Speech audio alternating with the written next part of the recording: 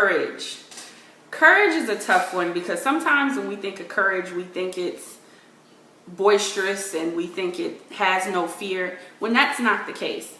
Courage to me is being able to make decisions regardless of the outcome. And sometimes you are forced to make executive decisions that are going to upset people. When you are in a leadership position and when you are the person in charge, you have to make decisions that run the risk of upsetting those who work with and for you. I'll give you an example.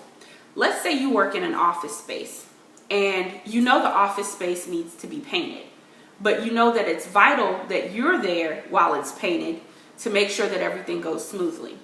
Now, you're having the office painted during a time when your employees are going to be there working.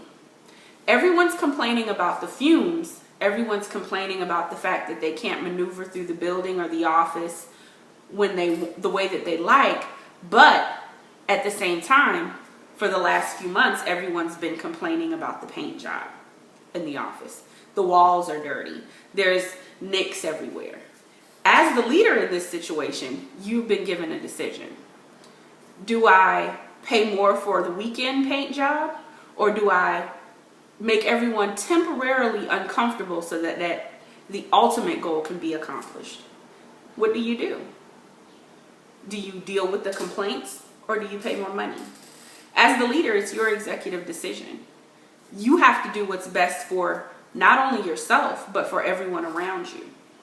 And a lot of times, we haven't developed the thick enough skin to deal with others' gripes and complaints. So we'll pay more money and do something that doesn't necessarily align with our overall goals for our business. So take into consideration that you have to have courage to be a leader. Another aspect of courage that is sometimes overlooked in leadership is having the ability to be honest enough with yourself to, number one, admit when you're wrong and be honest with yourself about it. Okay?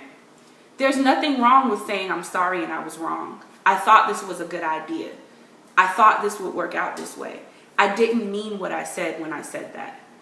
So many times I've encountered people in leadership positions who are so stuck on wanting to be in charge that they can't see themselves in the error of their own ways. So I think this is one of the top aspects of leadership. Not only being able to delegate responsibility and all those things that are also important. Everything starts with us. You have to be honest enough with yourself to say, I was wrong and I need to be honest about it. Not only with myself, but with others.